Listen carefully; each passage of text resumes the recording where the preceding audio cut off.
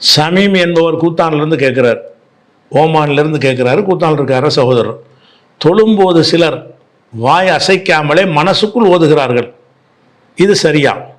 சப்தமில்லாமல் வாயு அசைவுடன் தான் ஓத வேண்டுமா அல்லது மனதுக்குள் ஓதலாமா? அதுபோல் தனியாக தொழும்போது சத்தமிட்டு ஓத தேவையில்லை, சத்தமிட்டு ஓதுவதே பின்னால் இருப்பவர்கள் கேட்க வேண்டும் என்பதற்குத்தான் என்று ஒரு கேள்வி பதில் நிகழ்ச்சியில் கூறினீர்கள். லுகர் மற்றும் அசர் தொழுகையில் இமாம் மெதுவாகத்தானே ஓதுகிறார், மக்களுக்கு கேட்க வேண்டும் என்பதுதான் காரணம் என்றால் இந்த வக்துகளிலும் சத்தமிட்டு ஓத வேண்டுமா? விளக்கம் அளிக்கும்னு கேட்குறார். இப்போ முதல் விஷயம் என்னென்னு கேட்டால், இப்போ தொழுகையில் ஓதுறோம்ல, சத்தம் போட்டு ஓதுறதுல பஞ்சாயத்து வராது, சத்தம் போட்டு தான் ஓதிடுவோமே. சுபுகில் எப்படி ஓதணும்னு கேட்டால் சத்தம் போட்டு ஓதணும்ட்டு போயிடும், லுகரில் எப்படி ஓதணும்னு கேட்டால் சத்தம் போட்டு ஓதுறது இல்லையில. அப்போ சத்தம் போட்டு ஓதலங்கும்போது அந்த அல்ஹம்துலில்லாஹி ரப்பில் ஆலமீன் அதாவது வாயை அசைத்து ஓதுறது ஒரு வகை. 3 வகையாக ஒரு விஷயத்தை ஓதலாம். எப்படி ஓதலாம்?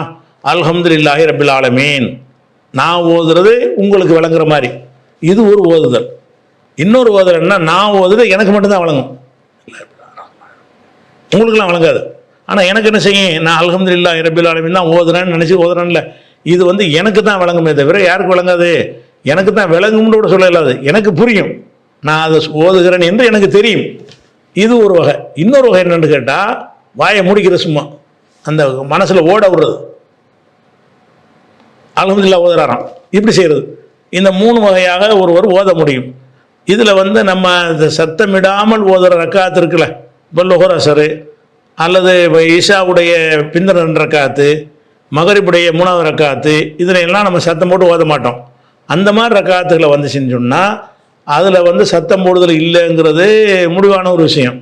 அதே நேரத்தில் இந்த ஓதுறதை வாயை அசைத்து ஓதுவதா அல்லது நம்ம வாயை மூடிக்கிட்டு கற்பனையில் ஓதுவதா, அல்ஹம்துலில்லாஹி ரப்பில் ஆலமீன் மனசால நினைக்கிறது அப்படி ஓதுவதான்னு கேட்டிங்கன்னு சொன்னால், அதுக்கு புகாரியில் 746வது ஹதீஸில் அதுக்கு நமக்கு விடை இருக்கிறது. என்ன விடை இருக்குன்னு கேட்டால், ஹப்பாப்னு ஒரு சஹாபி இருக்கிறாங்க, அந்த சஹாபிட்ட ஒரு தாபி அபு மாமருங்கிற ஒரு தாபி கேட்குறாரு, கான ரசூலுல்லாஹி ஸல்லல்லாஹு அலைஹி வஸல்லம் யக்ரூ ஃபில் லுஹரி வல் அஸ்ரி, ரசூல் ஸல்லல்லாஹு அலைஹி வஸல்லம் அவர்கள் லுஹர் அசர் தொழுகையில் ஏதாவது ஓதுவாங்களா? ஏன்னா சத்தமிடாத ரக்காத்து இருக்குல்ல, அதனால் அவர் கேட்குறாரு, கான ரசூலுல்லாஹி ஸல்லல்லாஹு அலைஹி வஸல்லம் யக்ரூ ஃபில் லுஹரி வல் அஸ்ரி, லுஹர் அசரில் ரசூல் ஸல்லல்லாஹு அலைஹி வஸல்லம் ஓதுவாங்களான்னு கேட்குறாரு. அப்போ ஹப்பாப் சொல்கிறாங்க, நான் ஆமாம் ஓதுவாங்க அப்படின்னோன்னு அவர் கேட்குறாரு, அது எப்படி உங்களுக்கு தெரியுங்கிறார்.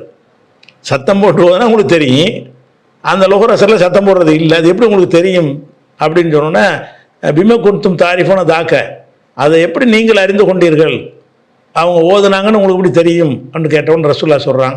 அந்த ஹப்பாப் சொல்கிறாரு, எழுத்து ராபி லிஹியத்திஹி லிஹியத்தைஹி லிஹியத்திஹி லஹியத்திஹி பல மாதிரி அறிவு போகிறது, அவங்களுடைய தாடி அசைவை வைத்து நாங்கள் வழங்கி கொள்வோம். ஓதுனா வாயை மூடி திறந்தால் தாடி ஆடும்ல, பின்னாடி இருந்து பார்க்குற ஆளுக்கு அந்த தாடி அசையும், அசைகிறத வச்சு என்ன விளங்கிடுவாங்கன்னா ஓதுறாங்கன்னு விளங்கிடுவாங்க.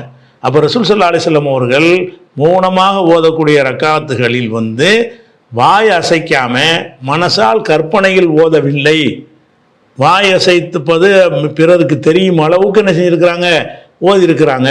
ஓதுகிற சத்தம் தான் கேட்காத தவிர ஓதுறாங்கன்னு தெரியும். அப்போ இன்னொருத்தர் பார்த்தா ஓதுறீங்கன்னு நினைக்கிற மாதிரி இருக்கணும். அடிப்படை என்னன்னு கேட்டால், அல்லாஹ் லுஹரில் தக்பீர் கட்டிங்களா, சும்மா அப்படி நின்று இருக்கக்கூடாது. ஒருத்தர் உங்களை பார்த்தாருன்னா என்ன செய்யணும், ஓதிட்டு இருக்கிறாருன்னு தெரியணும். எப்போ அது தெரியும், வாயவா அசைச்சா தான் தெரியும். அப்படி அசைத்து தான் ஓத வேண்டும் என்று புகாரில் 746வது ஹதீஸில் இருக்கிறது.